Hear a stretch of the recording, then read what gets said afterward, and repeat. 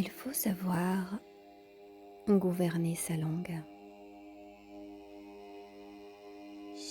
prendre les moments qui viennent pour la retenir ou pour lui donner une liberté modérée, distinguer dans les événements de la vie les occasions où le silence doit être inviolable. Avoir une fermeté inflexible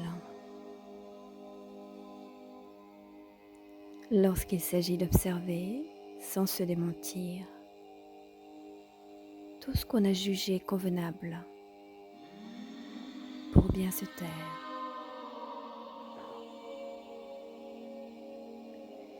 Or, tout cela suppose réflexion, lumière et connaissance.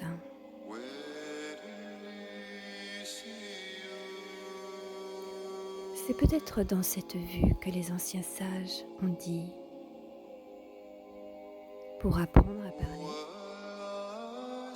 il faut s'adresser aux hommes, mais qu'il n'appartient qu'aux dieux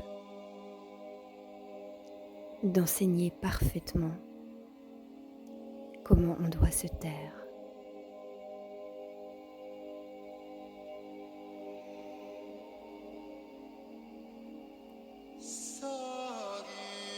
Misère du langage, de notre cœur qui cherche à s'exprimer.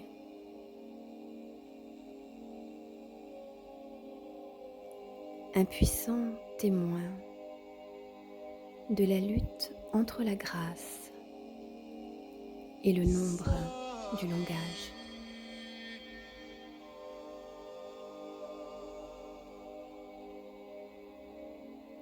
Il est courant que la parole abrupte ou trop directe échoue à traduire les subtilités de l'âme.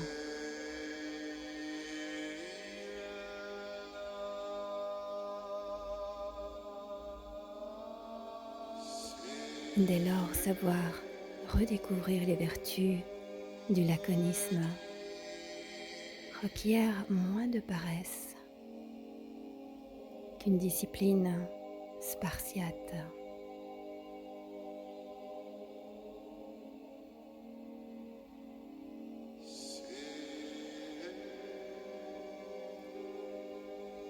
Résister à la tentation du verbe, contenir le Niagara qui charrie trop de mots pour capter l'attention.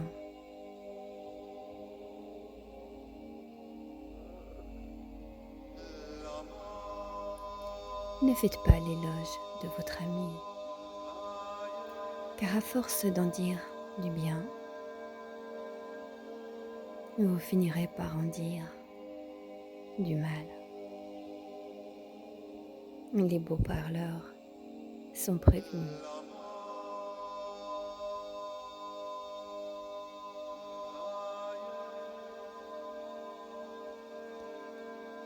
Le plus souvent, nous n'apercevons de notre état d'âme que son déploiement extérieur.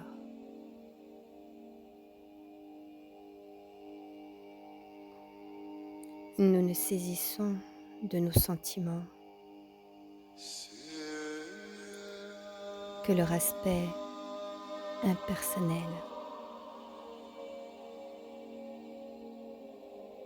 Celui que le langage a pu noter une fois pour toutes.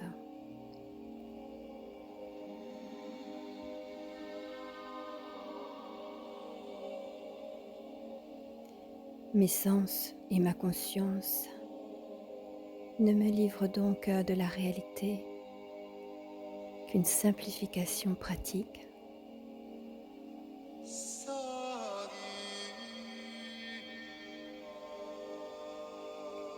Le silence est d'or, à qui le cultive tel un art,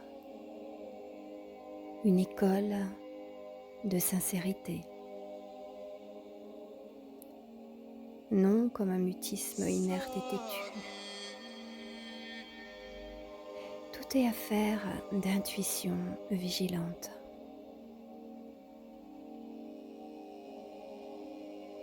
Laquelle suppose, par-delà l'agitation du moi, une écoute de soi, applicable à autrui.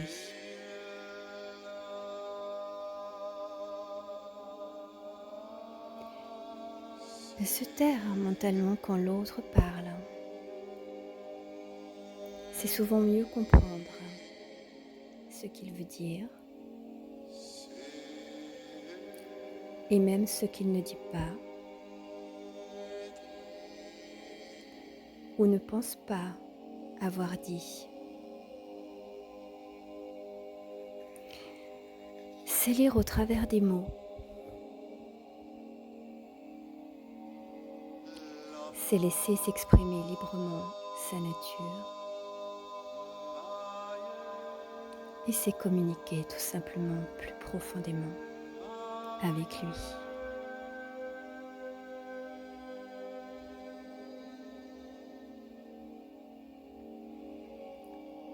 Pittakos de Mytilène, l'un des 7 sages de l'Antiquité,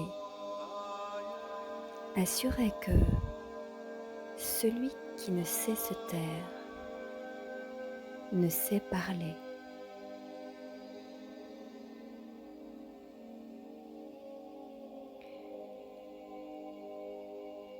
Une parabole socratique probablement apocryphe, dite des 3 passoires, invite à se poser 3 questions avant d'ouvrir la bouche. Ce que l'on a à énoncer est-il vrai? Est-il bon ou bienveillant?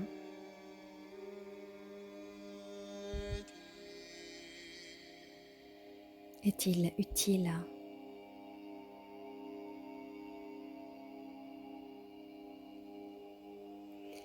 Si l'une de ces conditions n'est pas satisfaite, gardez le silence.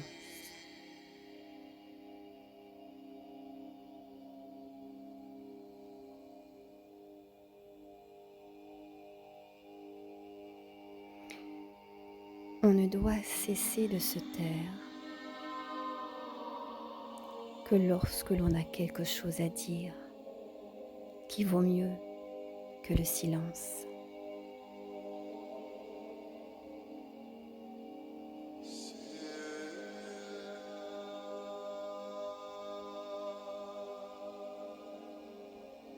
Jamais l'homme ne se possède plus que dans le silence.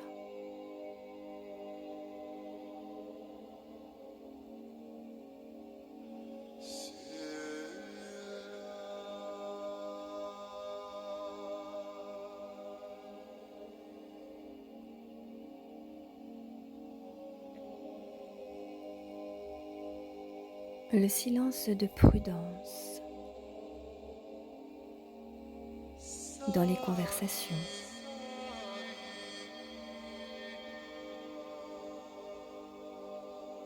Le silence de patience dans les contradictions.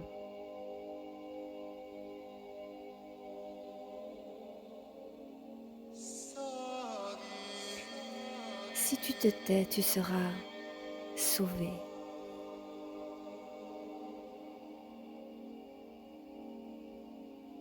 Il est rare, de fait, que le silence, s'il n'est pas psychotique, ne s'accompagne d'une mise en retrait, presque un renoncement,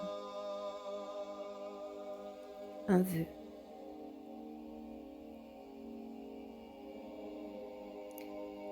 Il n'exclut pas la joie s'il procède de la bonne solitude, libre, capricieuse et légère, mais participe plus souvent d'un idéal de maîtrise contemplatif et ascétique.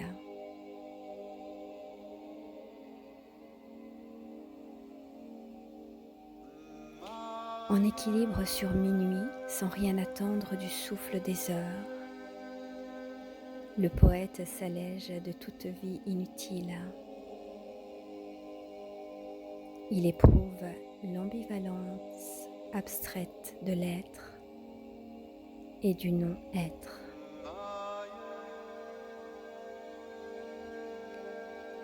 Dans les ténèbres, il voit mieux sa propre lumière.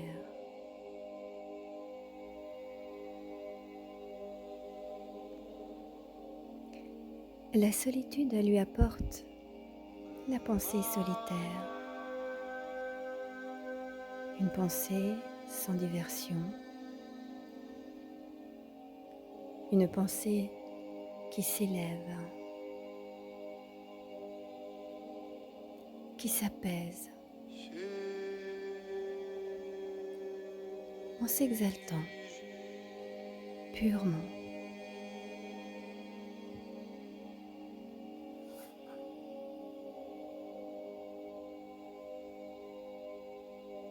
À mon tour de me taire,